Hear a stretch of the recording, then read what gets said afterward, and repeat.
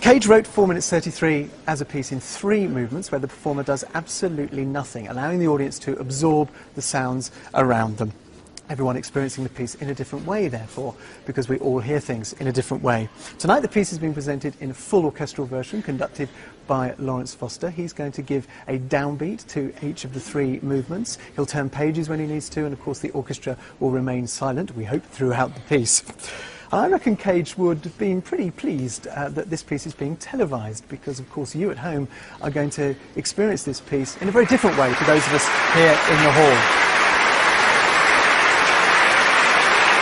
Well, I promise you, this is the piece everyone here tonight has come to experience.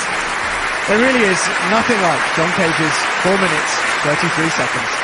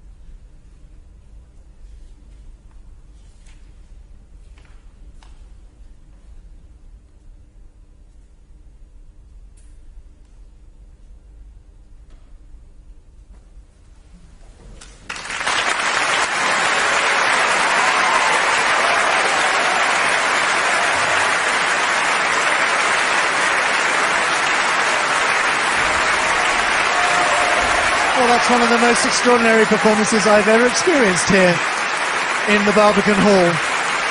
4 minutes and 33 seconds by John Cage. And by the way, those of you with stopwatches, and there are many of you out there, I know, 4 minutes and 33 is the amount of performance time we heard. There was, of course, time between the movements as well for everybody to cough. I've still got Tom Service here with me. Tom, have you ever experienced a performance of this piece? Yes, but not in this environment. I mean, what was amazing about it was how much tension it generated. I mean, you know, you could cut the atmosphere with a knife, and every cough, every tiny noise was absolutely amplified, made into a massive musical event. I thought it was extraordinary that, given that most people, our audiences, seem happy to cough their way through every premiere that's played in this place, when you're given an opportunity to be quiet, they really are quiet, apart from a few obvious coughs. That's right. No, they did absolutely relish it. And it was you talk about it really created an electrifying atmosphere. And actually, the most dominant sound was, I think, probably the sound of the Barbican's electrical system. You could hear a very distinct high hum, which one really focused on. It's also amazing that between the movements, everybody used that as an excuse to cough again, just like in a symphony. It is a very special experience. It was the one everyone wanted to come and see, wasn't it? Yeah, indeed, absolutely. And I think it is just amazing how it is something so completely, in a way, simple, absolutely unique. I mean, Cage experienced this airtight pod he went in once. He wanted to see whether there really was something as absolute silence. And of course it wasn't. He heard his blood curdling around his body. Did you anything like that for you? Not quite. I think apart from a couple of subterranean growls. I'm not sure. I don't think that was me. Maybe. I suppose. I don't know. All right. Well, thank you very much, Tom Service, for being with us tonight. There are a lot more events, of course, taking place during this Composer Weekend dedicated to John Cage. Performances taking place not just here in the Barbican, but also in the foyers, the Barbican Conservatory, St Giles Cripplegate and LSO St Luke's, a maelstrom of concerts, talks, films and happenings over the next couple of days, much of which you can hear over on BBC Radio 3. Well, Cage said everything we do is music, with that thought in mind. It brings us to the end of this concert by the BBC Symphony Orchestra, exploring Cage in his American context. So from me, Tommy Pearson, at the Barbican Centre in London, good night.